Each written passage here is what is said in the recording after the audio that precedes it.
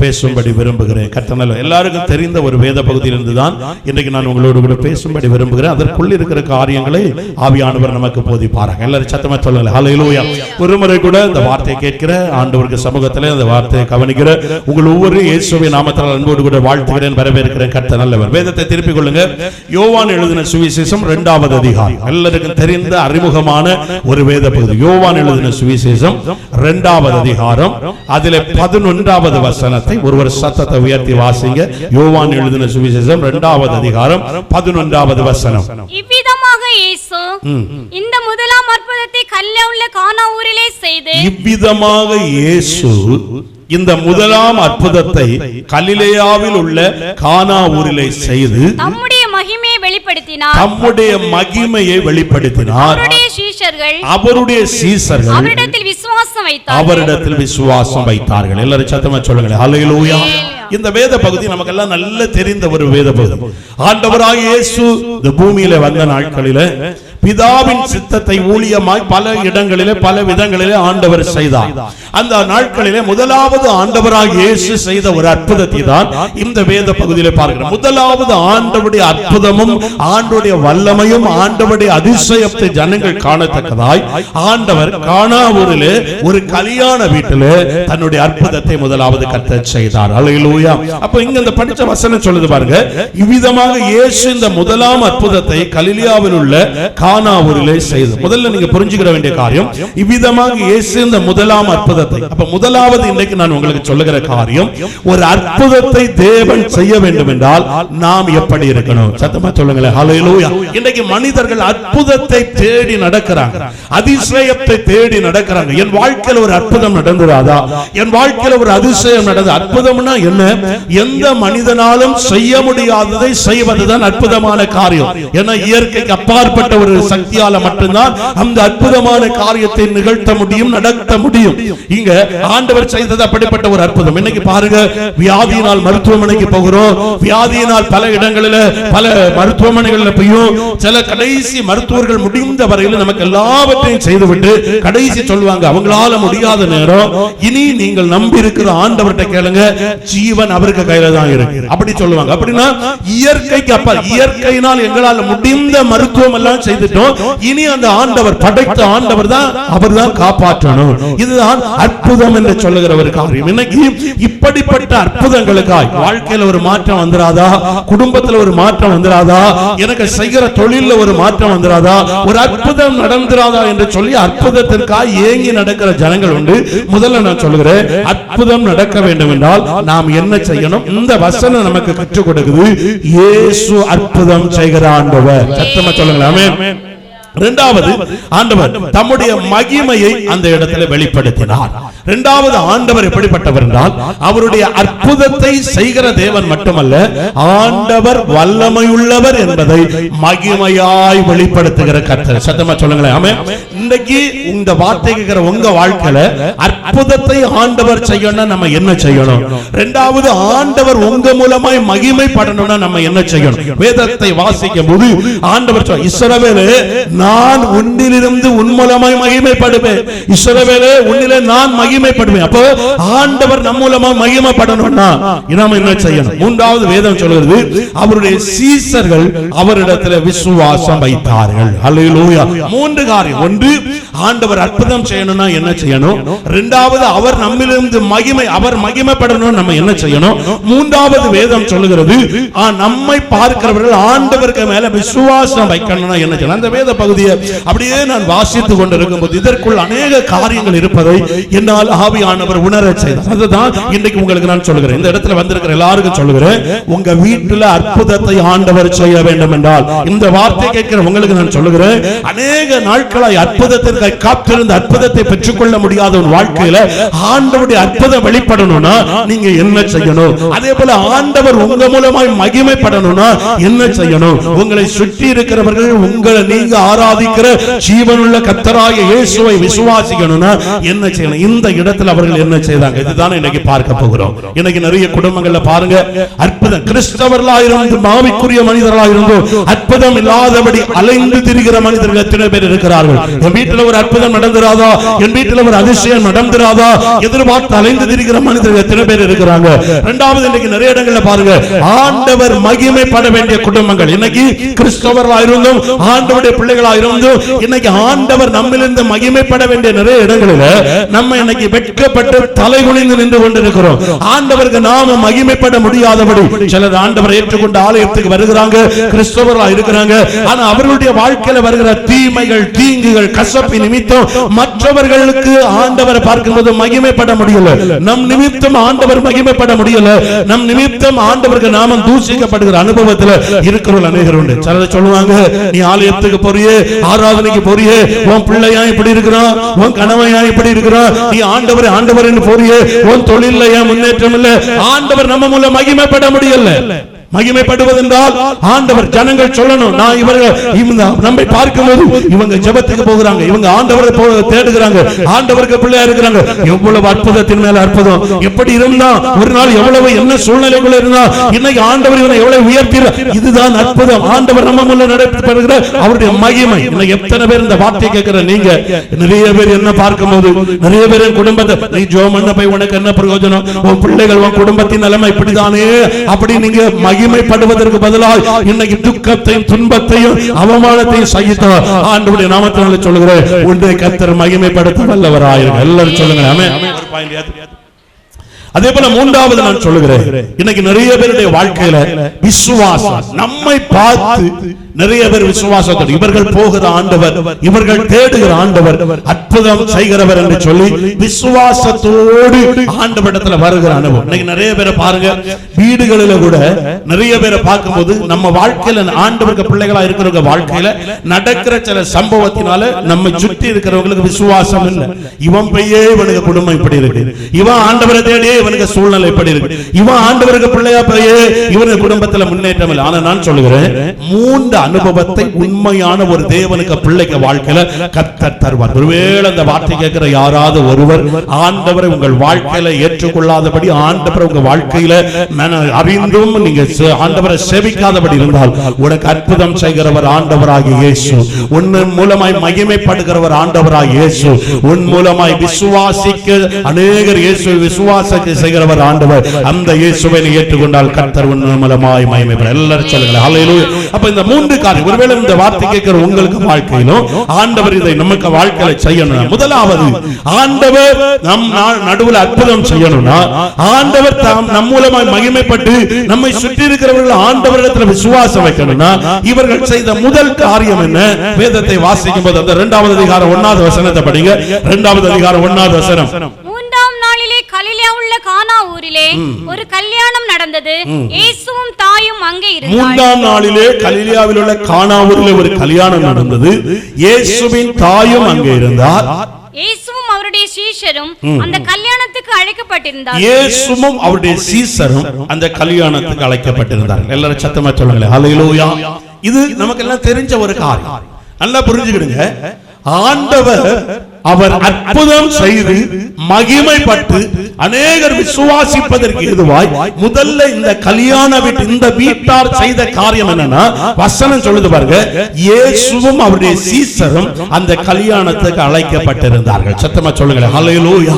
இன்னைக்கு இந்த வார்த்தை கேட்கிற தேவ ஜனமே, நம்ம கிறிஸ்தவர்களாய் வாழ்வதினாலோ, கிறிஸ்தவ பேரை வைத்திருப்பதினாலோ, நல்ல ஒரு கிறிஸ்தவ ஆலயத்திற்கு போவதினாலோ கர்த்தர் நம் மூலமாய் மகிமைப்படுவதோ அற்புதம் செய்வதோ கடினமான காரியம். ஆனா வசனம் சொல்லுது, இயேசுவும் அவருடைய சீஷரும் அந்த கல்யாண வீட்டுக்கு அழைக்கப்பட்டார். அப்ப இதுல ஒன்று புரிந்து கொள்ளணும், எந்த இடத்துல இயேசு இருக்கிறாரோ, எந்த இடத்துல இயேசு வருகிறாரோ அங்கே அற்புதம் நடக்கும், கர்த்தருடைய மகிமை வெளிப்படும், அநேகர் விசுவாசிப்பார். கரங்களை தட்டி ஆண்டவரை மகிமைப்படுத்தும். மகிமைப்படுது. ஆமென். அப்ப இயேசு எந்த இடத்துல இருக்கிறாரோ, எந்த இடத்துல அழைக்கப்பட, இப்ப நீங்க எல்லாம் சொல்லலாம், நம்ம நிறைய பேர் இந்த வார்த்தையை சொல்லலாம், எத்தனை வருஷமா இயேசுவை நான் கூப்பிட்டு என் கூடவே வச்சிருக்கேன், எத்தனை வருஷமா இயேசு என் கூட இருக்காரு, எத்தனை வருஷமா இயேசு தான் என்ன நடத்துகிறார், ஆண்டவர் தான் என்ன நடத்துகிறாரு. ஆனா நீங்க புரிஞ்சுக்கொள்ளணும், ஆண்டவர் நம்ம கூட இருந்தால் அற்புதம் நடக்கும், ஆண்டவர் நம்ம கூட இருந்தால் மகிமைப்படுவார், ஆண்டவர் நம்ம கூட இருந்தால் அவர் அநேகர் ஆண்டவரை விசுவாசிக்கத்தக்கதாய் நம்மிலிருந்து கர்த்தர் வெளிப்படுவார். அப்ப ஆண்டவர் எங்க வருவார்? ஆண்டவர் நம்ம கூப்பிடணும்னா என்ன செய்யணும்? ஆண்டவரை நம்ம கூப்பிடணும்னா நம்ம என்ன காரியம் செய்யணும்? ஆண்டவர் என்னோடு கூட வரணும். அங்க வசனம் சொல்லுது, கல்யாண வீட்டுக்கு இயேசு அழைக்கப்பட்டார், ஆண்டவர் வந்ததினால அந்த இடத்துல கர்த்தர் மகிமைப்பட்டார். எல்லாரும் சொல்லுங்க ஹல்லேலூயா. குடும்பமே, உன் குடும்பத்துக்குள்ள ஆண்டவர் அழைத்து ஆண்டவர் வந்தால் உன் குடும்பத்துக்குள்ள அற்புதம், உனக்கு குடும்பத்தில் மகிமைப்படுவார். உன் குடும்பத்தை பார்த்து அநேகர் கர்த்தரை விசுவாசிக்கத்தக்கதாய் கர்த்தருடைய கிரியை வெளிப்படும். உன் படிக்கிற இடத்துல நீ ஆண்டவர் அழைத்து ஆண்டவர் உனக்கு கூட வந்தால் உன் படிப்பில் ஆண்டவர் அற்புதம் செய்வார், உன் மூலமாய் ஆண்டவர் மகிமைப்படுவார். அநேகர் உன்னை பார்த்து ஆண்டவருக்கு மேல விசுவாசம் வைப்பாங்க. ஆனா இப்ப நீங்க எல்லாம் நம்ம என்ன சொல்லலாம், ஆண்டவர் அழைச்சிருக்கிறேன், ஆண்டவருக்கு பிள்ளையா இருக்கிறேன், சபைக்கு போறேன், இத்தனை வருஷம் ஆண்டவரை தேடுகிறேன், அப்ப ஏன் ஆண்டவர் எனக்கு கூட இல்லையா? ஆண்டவர் நம்ம கூட இருக்கணும், ஆண்டவர் நம்ம கூட இருக்கிறார், ஆண்டவர் நம்ம கூட இருக்கணும்னா எப்படி இருந்த ஆண்டவர் நாம் அழைத்தால் வருவார். இன்னைக்கு நிறைய பேர் நம்ம ஆண்டவரை கூப்பிடுகிறோம், அழைக்கிறோம், வாருங்கப்பா. எப்படி கூப்பிடுங்க தெரியுமா? எல்லாரும் சத்தமா சொல்லுங்க ஹல்லேலூயா. போன செவ்வாய்க்கிழமை ஒரு கல்யாண வீட்டுக்கு போயிருந்தேன். நேற்று இந்த பிரசங்கத்தை தியானிக்கும் போது எனக்கு அந்த ஞாபகம் வந்து, அப்போ நான் அநேக வருஷத்துக்கு பிறகு ஒருத்தரை பார்த்து, அப்ப அவர் என்கிட்ட பேசிட்டு தம்பி எங்க இருக்க, இப்ப எங்க இருக்க, உனக்கு ஊழியன்னா அப்படி உன ப்ரோகிராம் நான் பார்த்தேன், உனக்கு பிரசங்கத்தை பார்த்தேன், நிறைய பேசிட்டே இருந்தேன். அப்படி இருக்கும்போது இன்னி ஒருத்தர், அவரும் எங்க சபையில உள்ளவர், அவர் அந்த வழியா வந்த உடனே இவ என்கிட்ட பேசிட்டு அவர் பார்த்த உடனே, தம்பி நீங்க நல்லா இருக்கலாம், அவங்களும் ஒருவரோடு ஒருவர் பேச, அப்ப பேசும்போது எனக்கிட்ட பேசிட்டு இருந்தார். சென்னையில குடும்பமா இருக்கிறாரு, அவர் இங்க வந்திருக்கிறார், இந்த திருமணத்துக்கு பாஸ்டர் மகனுக்கு திருமணத்துக்காக வந்தார். அப்ப உடனே அந்த சென்னையில இருந்து என்ன கூட பேசிட்டு இருந்தாரு பாத்தீங்களா, அந்த சகோதரர் வந்து இனி ஒருத்தரை பார்த்தாரு இல்லையா, அவர்கிட்ட சொல்லுறாரு, நீங்க சென்னைக்கு வரும்போதெல்லாம் நீங்க வாருங்க, சென்னைக்கு எப்ப அப்படி வாருங்களா, வாருங்க நம்ம வீட்டுக்கு, அங்க நான் இருக்கிறேன், நம்ம அங்கதான் இருக்கிறோம், நீங்க எப்ப வந்தாலும் வாருங்க. உடனே அவர் சரி வாரேன் அப்படி சொல்லிட்டு போயிரு. அடுத்து என்ன கிட்ட அடுத்து திருப்பி தொடர்ந்து பேச, அப்ப என்னட்ட அவர் பேசும்போது சொல்லுவாரு, தம்பி கண்டிப்பா சென்னைக்கு வரும்போது என வீட்டு கட்டாயம் நீ வரணும். சத்தமா சொல்லுங்க ஹல்லேலூயா.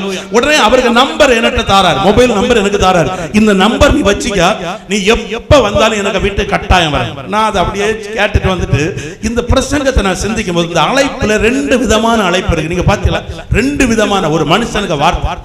அவர்கிட்ட சொல்லுவாரு, நீங்க வரும்போது வாருங்க, என்னட்ட சொல்றாரு, நீ கட்டாயம் வரணும். நல்லா புரிஞ்சுக்கிடுங்க, சத்தமா சொல்லுங்க ஹல்லேலூயா. ரெண்டு விதம், நீங்க வரும்போது வாருங்கன்னா நீ வரணும்னு இல்ல, ஆனா நீ வார நேரம் வா. நம்ம அப்ப ஏன் நான் இதை சொல்லுகிறேன், தேவனை ஆராதிக்கிற தேவன். இன்னைக்கு நிறைய பேர் நம்ம ஆண்டவரை கூப்பிடுது, அழைக்கிறது அப்படிதான் அழைக்கும். ஆண்டவரே பிரச்சனைப்பா, கண்ணீரப்பா, வேதனைப்பா, வரும்போது எனக்கு விடுதலை தாருங்கப்பா.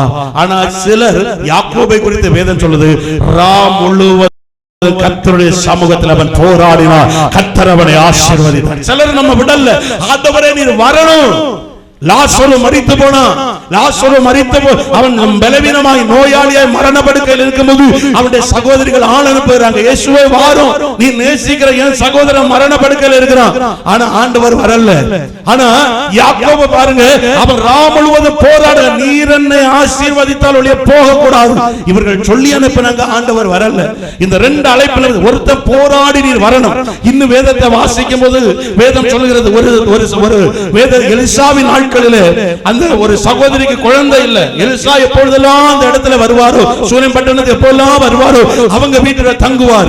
அங்க தங்கும்போது ஆண்டவர் உனக்கு என்ன வேணும், ஒரு குழந்தை ஆண்டவர் கொடுத்தார், ஆசீர்வாதம். ஒரு நாள் அந்த பிள்ளை செத்து போன உடனே அந்த ஸ்திரீ தாயுடைய, அந்த பிள்ளையுடைய தாய் தன் பிள்ளையை தூக்கி படுக்கையில போட்டுக்கிட்டு அந்த எலிசாவுடைய படுக்கையில கட்டில படுக்க வச்சுக்கிட்டு நேர வேலைக்காரனை கூப்பிட்டு போறான்.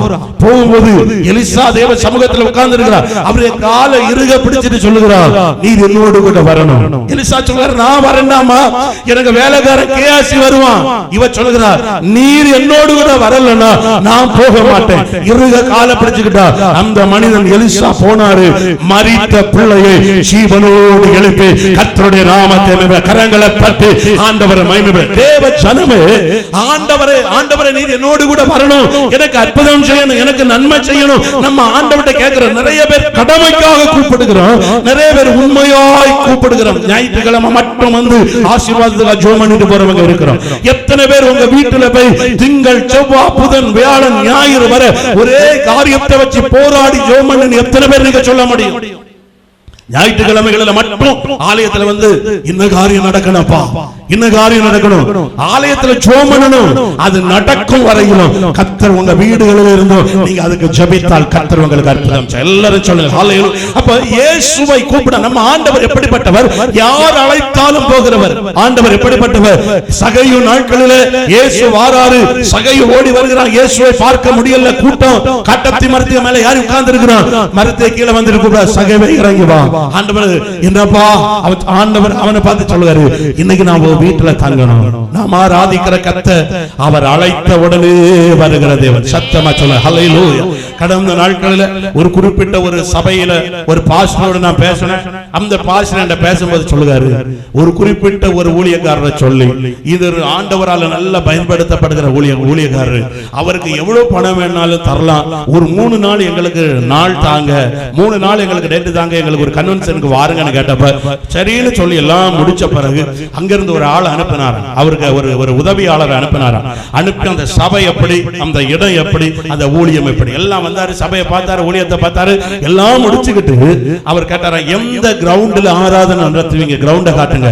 அப்படி சொன்னோடனே இந்த ஊழியக்காரர் கூட்டிட்டு போனாரா, வாங்க தம்பி இதுதான் நாங்க நடத்த போற கிரவுண்டை. பார்த்தா இதை இந்த அளவோட கொஞ்சம் பெருசா இருக்கு. உடனே அது 2-3 வீடியோ எல்லாம் எடுத்தாரு, போட்டோ எல்லாம் எடுத்துட்டு போனாரு. போயிட்டு நான் உங்களுக்கு பதில் சொல்லுகிறேன், கர்த்தருக்கு சித்தமானால் ஜெபிங்கன்னு சொல்லிட்டு போயிட்டாரா. அங்க போய் ஒரு 3 நாட்கள் தாண்டி இந்த ஊழியக்காரர் அழைத்து சொன்னாரா, எனக்கு வரணும்னு விருப்பம் தான், ஆனா நீங்க ஆயத்தம் பண்ணி இருக்கிற மைதானம் அந்த கிரவுண்ட் நான் வந்தா அது திகையாது, அதனால நான் அங்க செய்து கொடுக்க வரல. பெரிய ஒரு கிரவுண்டா பாருங்க, 1 வருஷத்துக்கு முன்ன சொல்லுங்க, நான் வந்து அங்க செய்து கொடுக்க ஆயத்தமா. எல்லாரும் சத்தமா சொல்லுங்க ஹல்லேலூயா. இன்னைக்கு இந்த உலகத்தை பாத்தீங்களா, ஒரு இடத்துக்கு வரணும்னா என்னென்னலாம் ஆயத்தம் பாக்குறாங்க. இங்க ஒரு பாஸ்டர் வந்திருந்தார் ஒரு கூட்டத்துக்கு, 3 நாள் கூட்டம். அப்ப நமக்கு இவ்வளவு ஜனங்கள் இல்ல, கொஞ்சம் பேர் தான். அவர் வந்து பொலிரோய் அதுல விட்டுக்கிட்டு அப்படியே கிளாஸ் இறக்கிட்டு வந்தது. அவர் 8 மணிக்கு வராரு, அவருக்கு செய்தி நேரத்துக்கு கணக்கு பண்ணி அதுல வந்து விட்டாரு. நானும் படபடா இறங்கி இவர் வரலையேன்னு ஓடி போய் வாங்க, அதுல இருந்து கிளாஸ் இறக்கி அப்படியே பட்டனை எல்லாம் போட்டு ஹெட்போன் போட்டு பேசிட்டே வந்தார். அப்படி எடுத்துட்டு அந்த கதவு வழியா எட்டி பார்க்காரு. எட்டி பார்த்துட்டு இவ்வளவுதான் ஆளா, சத்தமா சொல்லுங்களேன் இவ்வளவுதான் ஆளா. நான் சொன்னேன் ஆமா, ஆனா அன்னைக்கு நிறைய ஆளு இருந்து, ஆமா இவ்வளவுதான் ஆள். அப்படியா, கூட்டம் முடிஞ்சோன்னு கேட்காரு, நாளைக்கு நான் வரணுமா, போஸ்டர் எல்லாம் அடிச்சு அவருக்கு எல்லாம் இது பண்ண, நாளைக்கு வரணுமா. நான் சொன்னேன் நீங்க வரண்டா சந்தோஷம், மறுநாள் நம்ம ஆராதித்தோம். எல்லாரும் சத்தமா சொல்லுங்க ஹல்லேலூயா. நான் ஏன் இதை சொல்லுகிறேன், இன்றைக்கு மனிதர்கள் தேவனால் பயன்படுத்துற எல்லாரையும் சொல்ல மாட்டேன், தாழ்மையா இருக்கிற எத்தனை பரிசுத்தவான்கள் இருக்கிறாங்க, ஆனா எல்லாம் தேவன் அப்படிப்பட்டவர். ஒரு இடத்தை பார்த்து வருகிறவரோ, வசதியான வீட்டுக்கு மட்டும் வருகிறவரோ, நாம் ஆராதிக்கிற இயேசு பணம் இருந்தா வருகிறவரோ, அழகு இருந்தா வருகிறவர் அல்ல. நாம் ஆராதிக்கிற இயேசு வாஞ்சையோடு எந்த மனிதன் கூப்பிட்டாலும் அவர் நம்மை தேடி வருகிற ஒரே தேவனாயிருங்க. எல்லாரும் சொல்லுங்க ஹல்லேலூயா. அவருக்கு நம்ம ஒன்றும் கொடுக்க வேண்டியதில்லை. அப்போ வேதம் சொல்லுது, இந்த இயேசுவும் சீசர்களும் கானாவூரில் அழைக்கப்பட்டிருந்தபடியால் அங்கே ஆண்டவர் அற்புதம் செய்தார், மகிமைப்பட்டார், அநேகர் விசுவாசிக்க தேவன் கிருபை செய்தார். அப்போ ஆண்டவர் நம் நடுவுல எங்க வருவார்? ஆண்டவர் வரணும்னா நம்ம என்ன செய்யணும்? ஆண்டவர் வரணும்னா எப்படி இருந்த ஆண்டவர் நம்ம வீட்டுல நம்ம குடும்பத்தில் ஆராதிக்கிற இடத்துல வருவார். வேதத்தை வாசிக்கும் போது யாத்திராகமம் 29வது அதிகாரம், யாத்திராகமம் 29வது அதிகாரம், அதுல 46வது வசனத்தை படிங்க. உங்கள் நடுவே நான் வாசம் பண்ணும்படி தங்களை எகிப்து தேசத்திலிருந்து புறப்பட பண்ணினேன். தங்கள் நடுவே நான் வாசம் பண்ணும்படி தங்களை எகிப்து தேசத்திலிருந்து புறப்பட பண்ணினேன். நான் தங்கள் தேவனாகிய கர்த்தர் என்று, நான் தங்கள் தேவனாகிய கர்த்தர் என்று அவர்கள் அறிவார்கள். நானே அவர்கள் தேவனாகிய கர்த்தர். நானே அவர்கள் தேவனாகிய கர்த்தர். எல்லாரும் சத்தமா சொல்லுங்க ஹல்லேலூயா.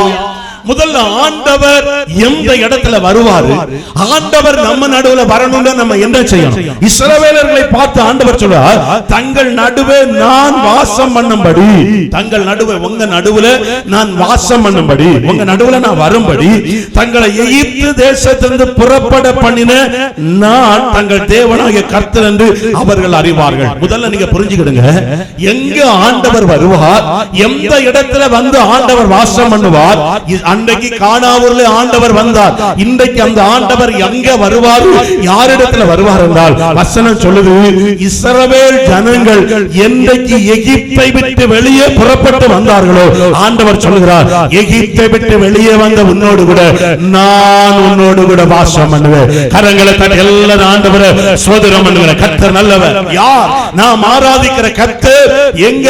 நல்ல அந்த வார்த்தை, பாவத்திலும் அக்கிரமத்திலும் உலகத்தின் கிரியைகளுக்குள்ள இருந்து கொண்டு ஆண்டவரே என்னோடு கூட வாரும்னா ஆண்டவர் வர மாட்டார். ஞாயிற்றுக்கிழமை மட்டும் ஒரு ஆராதனை, இடைப்பட்ட நாட்களில் ஒரு ஜெபம், வாழ மனம் போல ஏமாற்று வாழ்க்கையை வாழ்ந்துகிட்டு ஆண்டவரே என்னோடு கூட வாரும்னா கர்த்தர் வர முடியாது, கர்த்தர் வர மாட்டார். ஆனா வசனம் சொல்லுது, இஸ்ரவேல் எகிப்திலிருந்து வெளியே வந்தபடினால், இஸ்ரவேல் ஜனங்கள் எகிப்தை விட்டு புறப்பட்டு வெளியே வந்தபடினால் இந்த இஸ்ரவேல் ஜனத்தோடு கூட நான் வாசம் பண்ணுவேன். யாரோடு கூட கர்த்தர் வருவார்? யாருக்கு நடுவுல ஆண்டவர் வருவார்? வேதத்தை வாசிக்கிற தேவ ஜனமே, வார்த்தை கேட்கிற தேவ ஜனமே, நான் வசனத்தில் நீ நிறைய காணிக்க கொடுப்பதனால கர்த்தர் உன் வீட்டுல வந்து உன்னை ஆசீர்வதிக்க மாட்டாரு. நீ ஆலயத்துல வந்து எல்லாத்தையும் பணிவிடை செய்வதனால கர்த்தர் வந்து உன் குடும்பத்தை ஆசீர்வதிக்க முடியாது. நகையெல்லாம் கலக்கிறதுனால கர்த்தர் வந்து உன் குடும்பத்தை ஆசீர்வதிக்க முடியாது. எல்லாம் மேன்மைன்னு நினைச்ச கலர் வஸ்திரங்கள் எல்லாம் ஒதுக்கி வெள்ளை வஸ்திரம் தரித்ததுனால கர்த்தர் உன் கூட இருக்கிறார் அர்த்தமல்ல. ஆண்டவர் சொல்றார், யாருக்கு நடுவுல நான் வாசம் பண்ணுவேன்னா பாவத்தையும் அக்கிரமத்தையும் எகிப்தின் கிரியை விட்டு புறப்பட்ட ஜனங்களின் நடுவுல நான் வாசம் பண்ணுவேன். சத்தமா சொல்லுங்களேன், ஆராய்ந்து பாருங்க. ஏன் ரட்சிக்கப்பட்ட பிறகும், ஏன் ஆண்டவருக்கு பிள்ளையா மாறின பிறகும் இன்னைக்கு ஏன் அற்புதம் நம்ம வீட்டுக்குள்ள நடக்கல? ஆண்டவருக்கு பிள்ளையா மாறின பிறகும் ஏன் இன்னைக்கு ஆண்டவர் நம்ம மூலம் மகிமைப்படல? ஆண்டவருக்கு பிள்ளையா மாறின பிறகும் ஏன் நம்மை பார்க்கிற அநேகர் இந்த ஆண்டவரை விசுவாசிக்க முடியல? நீ எகிப்தை விட்டு வெளியே வந்த பிறகும், எகிப்தின் அனுபவத்தை விட்டு புறப்பட்ட பிறகும், எகிப்தின் கிரியைகள் உனக்குள் இருக்கிறபடினால்தான் ஆண்டவர் உன் குடும்பத்தில் அற்புதத்தை செய்ய முடியல. ஆராய்ந்து பாருங்க. இந்த வசனம் நான் மீண்டும் சொல்லுகிறேன். நான் முந்தா நாள் இரவு அந்த வீட்டு கூட்டத்திற்கு ஆயத்தம் பண்ணிட்டு இருக்கும்போது யாரத்தால 12 இல்லைன்னா 1 மணி இருக்கும். இந்த செய்தி அப்படியே இந்த வார்த்தை என்ன, நம்ம சபைக்கு இது பிரயோஜனம். வருஷமாய் உபவாசிக்கிறேன், வருடங்களாய் தேவனுடைய பிள்ளையாய் வாழ்கிறேன், வருடங்களாய் நான் ஆண்டவருக்கு சமூகத்துக்கு வருகிறேன். ஏன் என் குடும்பத்தில் அற்புதம் இதுவரை நடக்கல? நேற்றைக்கு வாரம் அற்புதம் நடக்குது, நேற்றைக்கு வாரம் விடுதலை பெற்றுக்கிட்டோம், நேற்றைக்கு வாரம் அவனுக்காக ஜெபித்த உடனே பெரிய பெரிய காரியம். ஏன் எனக்கு வாழ்க்கையில நடக்கல? சபையை விட்டு ஓடி போயிருவோம். அங்க அற்புதம் நடக்குனா அங்க போட்டுமா, இந்த ஊழியக்காரர் ஜெபம் பண்ணா இங்க அற்புதம் நடக்குங்க. ஆண்டவருக்கு நாமத்தினால சொல்லுகிறேன், நீ எகிப்தை விட்டு வெளியே வந்தால் நீ ஒரு இடமும் சுற்றி அறிய வேண்டியதில்லை.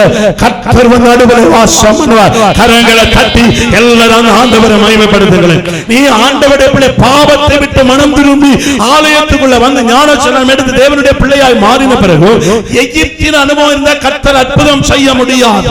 இன்னைக்கு ஒருவேளை நான் சொல்லுகிறது யாருக்கு சொல்லுகிறேன்னா, இப்ப ஞானஸ்நானங்கள் எடுத்து பாவம் பாவம் தான், அக்கிரமம் தான், இப்ப ஞானஸ்நானம் எடுத்து 1 வருடம் 2 வருடம் 3 வருஷம் இல்ல ஒரு 6 மாசம் ஆகலாம். சில பொல்லாத கிரியைகள் நம்மளை விட்டு மாறாது.